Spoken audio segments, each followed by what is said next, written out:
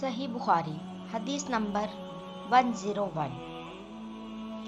عورتوں نے رسول اللہ صلی اللہ علیہ وآلہ وسلم سے کہا کہ آپ صلی اللہ علیہ وآلہ وسلم سے فائدہ اٹھانے میں مرد ہم سے آگے بڑھ گئے ہیں، اس لیے آپ اپنی طرف سے ہماری بعض کے لیے بھی کوئی دن خاص فرما دیں۔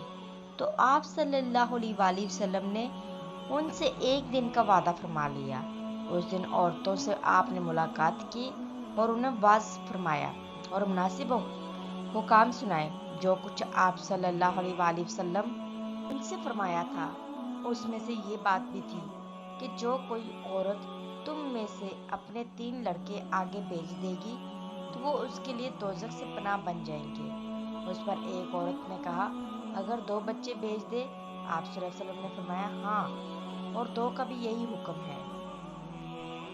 صحیح بخاری حدیث نمبر 102۔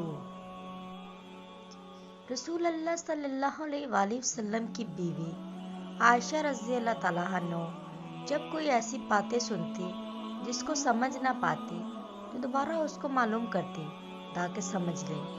چنانچہ ایک مرتبہ نبی کریم صلی اللہ علیہ وآلہ وسلم نے فرمایا کہ جس سے حساب لیا گیا اسے عذاب کیا جائے گا۔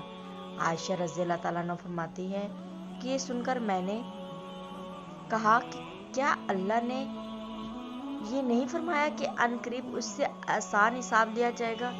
رسول اللہ صلی اللہ علیہ وآلہ وسلم نے فرمایا کہ یہ صرف اللہ کے دربار میں پیشی کا ذکر ہے، لیکن جس کے حساب میں جانچ پڑتال کی گئی سمجھو وہ غارت ہو گیا۔